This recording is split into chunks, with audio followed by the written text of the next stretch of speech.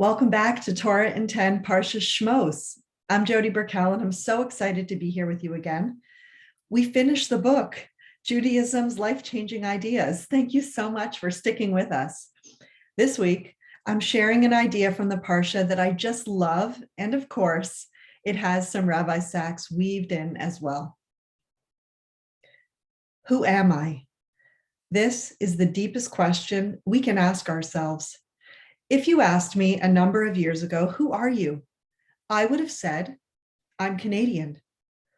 But who I am is much deeper than where do I live and where I grew up. If you ask me that question today, my answer is, I'm a Jew. I live in Canada, and I'm so grateful to live in this country. My body's in Canada, but my heart is in Israel.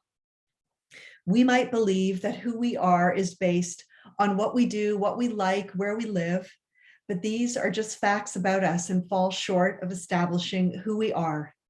To answer it, we have to go deeper. We live in a world with competing values being thrown at us, each one telling us who we should be and why. This is a struggle we all face. We are not alone in this struggle. In fact, there is a stunning example in our Torah to which we can lean on. Moses, our teacher, shared this struggle. Who was Moses? A child hidden in a basket of reeds, found and raised by the daughter of Pharaoh and brought up in the palaces of Egypt. But the Torah tells us that Moses grew up and he went out to his brothers and he saw their suffering. Moses knew that these were his brothers. He was raised as an Egyptian, but born a Jew.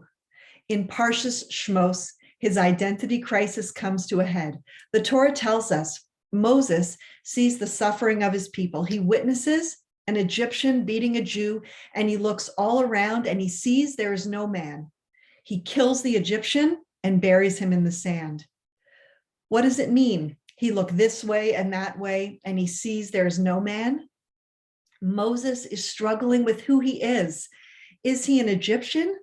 Or is he a Jew? On the one hand, lay a life of ease, of power as the prince of Egypt. On the other hand, there's poverty, slavery, and suffering.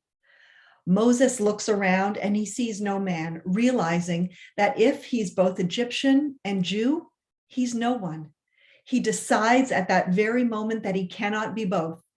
So he kills the Egyptian and buries him in the sand, meaning he chose to bury that part of him that he no longer wanted to connect with in order to connect to who he was at his deepest level. Rabbi Sacks of blessed memory says, he is part of a people whose unfinished story is his own. The hopes and dreams of his ancestors rest on him.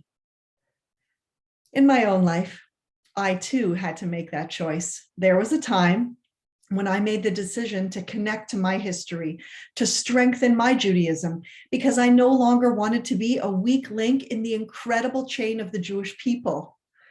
I am the granddaughter of Holocaust survivors, and I will not allow the anti-Semites who wish to erase Judaism and want us to assimilate into society pull me away from the God-given mission of the Jewish people, which is to bring hope, love, justice, and kindness to the world.